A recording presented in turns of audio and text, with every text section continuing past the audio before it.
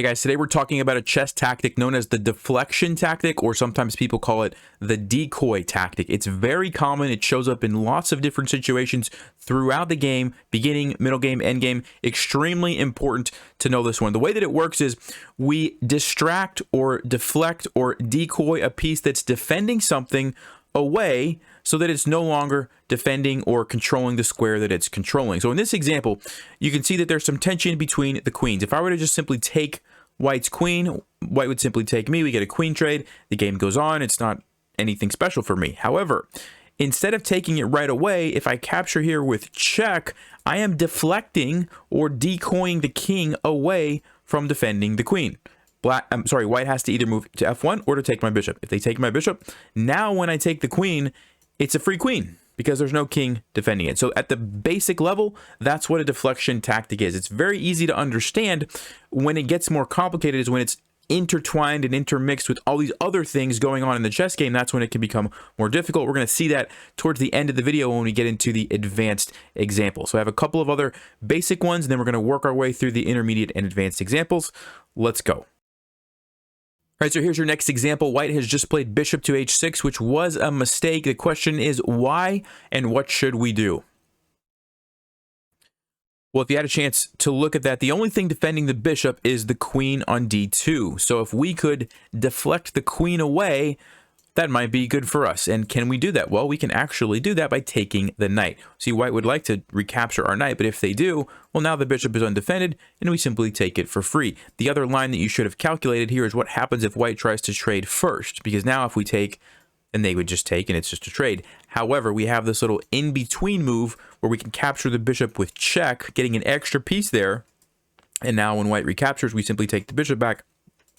We have two pieces and white only has one. All right, let's go to the next one.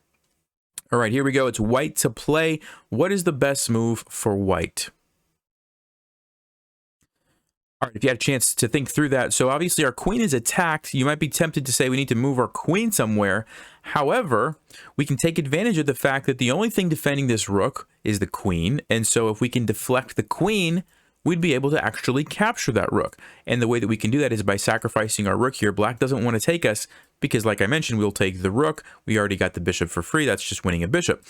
And if black takes our queen, well, we'll take their queen. And at the end of the day, we still got the bishop for free. So regardless of how you look at it, we won the bishop. All right, let's go to the next one. And this is where they start to get a little bit more difficult, but still not too bad. White to play. What's white's best move?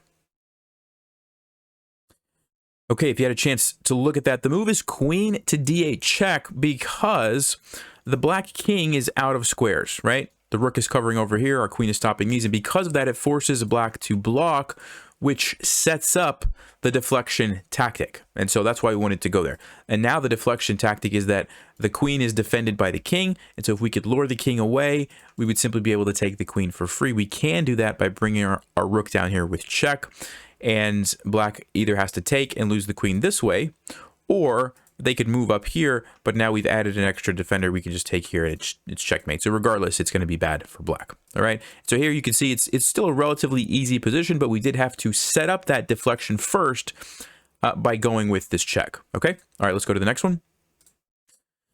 All right, just to make sure we're all on the same page, white's pawns are going down this direction. Our pawns as black are going this way. It's black to play. What is black's best move in this position?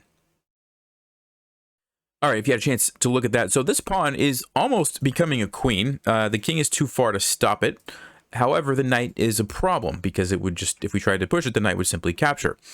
However, we can do a deflection by playing knight to e2 check. It's actually a fork, and normally you wouldn't want to do a fork like this because you would just lose your knight. However, in this case, if white does that, we've deflected the knight from controlling the square. Now we can go and get a queen, right? And if white doesn't take us and moves the king, well, then we're just going to take the knight for free, right? And so regardless of how you look at it, we end up winning. The knight cannot stop the pawn anymore, and we get the queen. All right. Okay, so those are some intermediate ones. Now let's move on to slightly more difficult examples. I have 3 final ones to show you, so take your time on these. They are more difficult, not because the deflection tactic is really that difficult, but because it's mixed in with some other stuff going on in the position. Okay, so it's black to play in this position. Go ahead and take a look.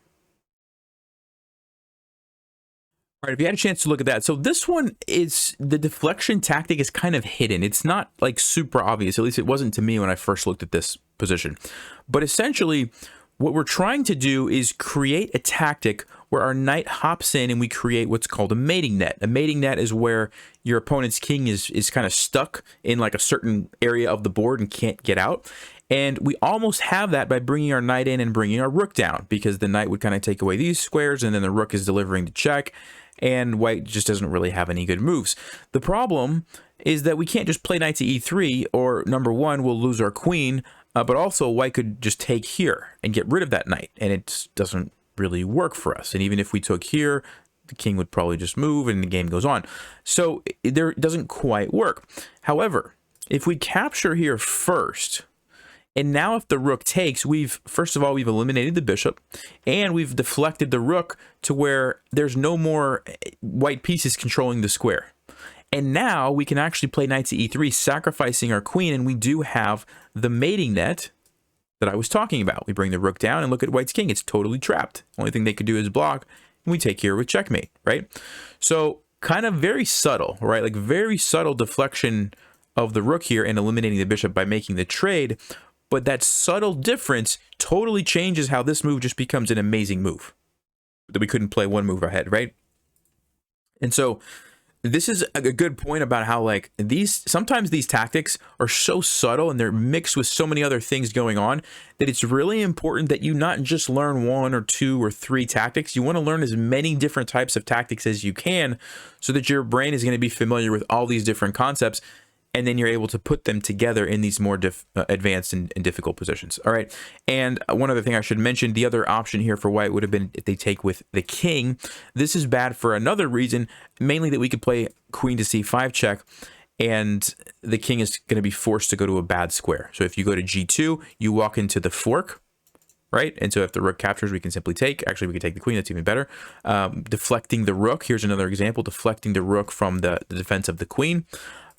Same kind of thing would happen if the king went to f1. We would go knight to e3 check again. And then the only other place the king could go would be back here, and we simply have checkmate.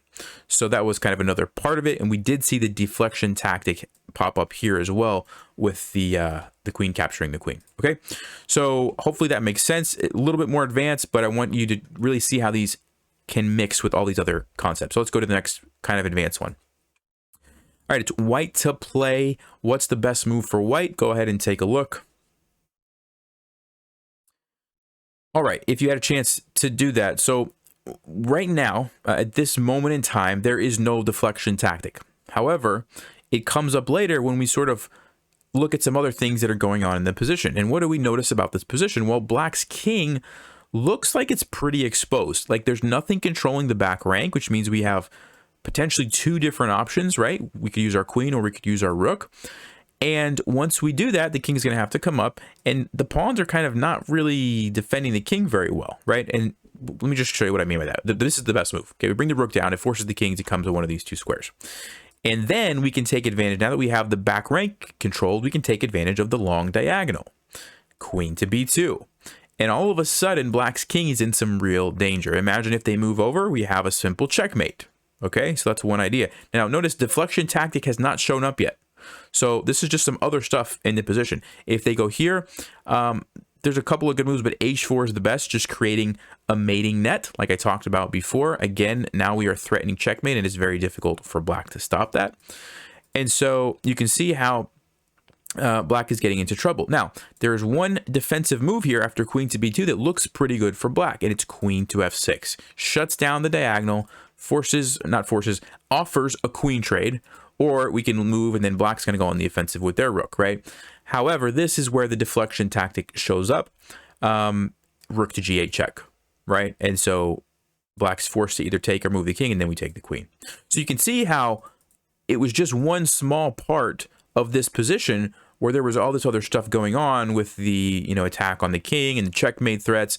And if in one particular line right here, if black played queen f6, now we have the deflection tactic. That's goes back to what I was saying about how like there's all these different things going on. Deflection tactic is like one piece in this multi-piece puzzle, right? And so Hopefully that makes sense. Let's finish off this video with a final position. It is white to play. This is a much more difficult one, but try to keep in mind what I was saying about how the deflection is probably just one part of it. There's other stuff that you want to think about. Okay, so white to play. What should white play?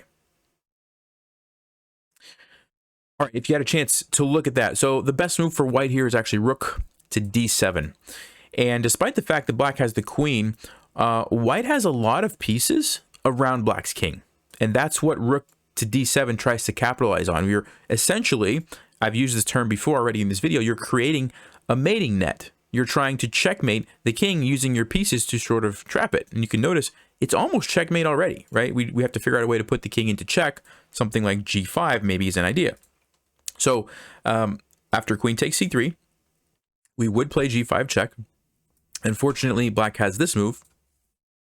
And now there's a really nice follow-up here. A very difficult move to see. But I wanted to show you this one just to show you how subtle that deflection tactic can actually be. So it's white to play again here. See if you can find the best move.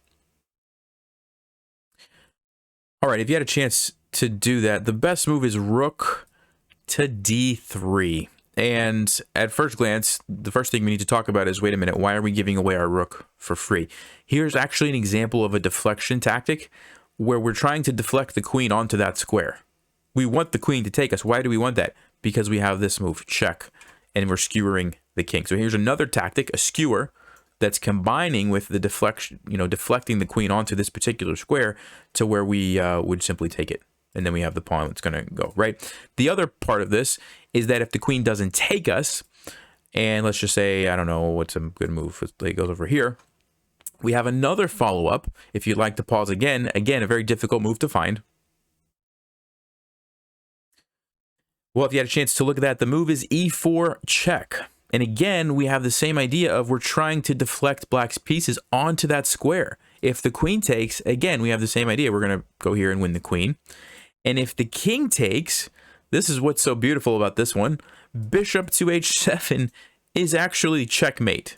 And I don't know if there's a name for this kind of pattern. I've never heard of the name if there is, but this is really beautiful. You've got black's pawns there, and then the bishop and rook by themselves are delivering the checkmate. Pretty cool stuff. And it all started by bringing the rook there, pushing the pawn to lure the king here, which is a version of the deflection, but in a weird way. Normally when you deflect, it's like you're trying to deflect that piece because that piece is defending something else. In this case, we just wanted to deflect that piece onto that square so that we could, do, in this case, checkmate the king. So very weird version of it, but super beautiful checkmate. And it just goes to show how there's so many different ways that these tactics can fit together to create a winning position. So hopefully that made sense to you guys. I'm getting all of these tactics from my chess skills tier list or blueprint. There's a link in the description if you're interested in checking that out. It keeps me organized in what to learn next and what to show on the channel as well. So anyway, I will see you guys next time. Thanks for watching. Stay sharp, play smart, take care.